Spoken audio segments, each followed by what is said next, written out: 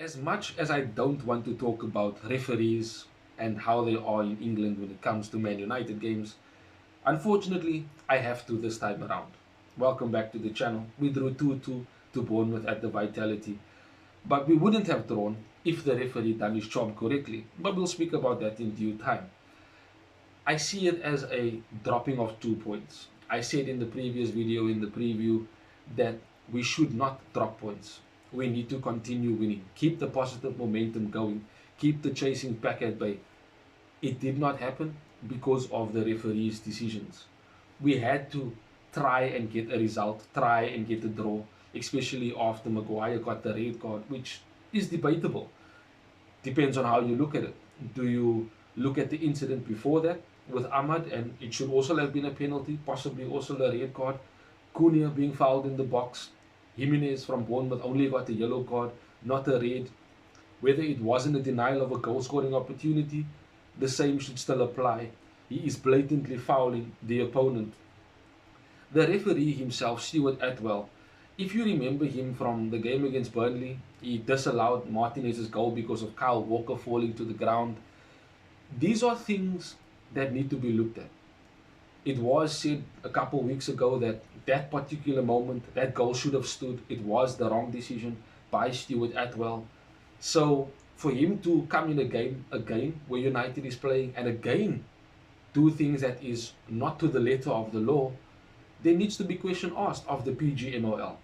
Howard Webb and his referee association surely needs to look at this, surely needs to find consistencies, because you can't be not giving the penalty for Ahmad and he was blatantly pulled back with two arms by Trufe, and then up the pitch you decide to give a penalty and a red card for Evan Nielsen not even being pushed.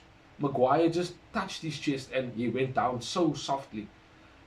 Where does the consistency lie? How do the referees make these decisions knowing that it is wrong? VAR didn't even look at both instances, they just agreed with what the ref went on the field with. Now, there is a stigma that referees tend to be worried about what people say after the game, outside in the media. How would it have looked if United got given two penalties in the game, albeit two actual penalties that should have stood? But then on the other hand, you're giving penalties that are not penalties. And that is where the inconsistency comes in. How do these referees, they are expected to be at the top of their game, at the highest level, but how do they always make these same errors? And it's starting to look like it is purposeful. At the end of the game, there was 9 minutes added on. Where they got that from, only they will know, because there was not any stoppages to that point. Both penalties for Cunha and for Maguire, there weren't even really checks. The time was not delayed. Stuart Atwell never had to go to the screen. So where did they get 9 minutes from? It seems like if there's a moment to disadvantage United, the referees, VAR, tend to take it without caring, knowing that it is the wrong decision. So it's not an excuse to talk about inconsistencies and bad refereeing. This time around, we were wronged. We were robbed. There needs to be something done by the time we get our next game. We have 23 days now off, and then we play our next game because it's international break, then it's FA Cup weekend. We had the opportunity to go 4 points behind City, make it 9 points between us and Liverpool. Now we are only 5 points clear of Chelsea. We are 4 points clear of Aston Villa. And yes, it does allow us with a bit of breathing room, but a win would have been much better. And we didn't get the win because of the referee's decisions. Now on the game itself, I think that we played well. We certainly created lots of chances. And if it wasn't for, once again, another goalkeeper having an excellent performance against Manchester United, a couple goal line clearances by Bournemouth players as well, we probably could have won by 2, 3, 4 goals if it wasn't for that. But credit to Bournemouth. They have been throwing a lot of games as of late. They've shown a lot of character, they show a lot of fight, and they never give up. And that is testament to what they have become since they lost Antoine Semenyo. I certainly did want us to win, let's be real. but it didn't happen that way. And we need to now look at it as a point gained, especially since we were down to 10 men for the last few minutes of the game, and it made it difficult for us to try and get on the ball, try and press. When we did have moments to counter, a lot of our pace was taken out of the team because Mbumo came off. We didn't have the aerial prowesses of Casemiro and Maguire when we had set pieces. So it became a point gained rather than 2 points lost.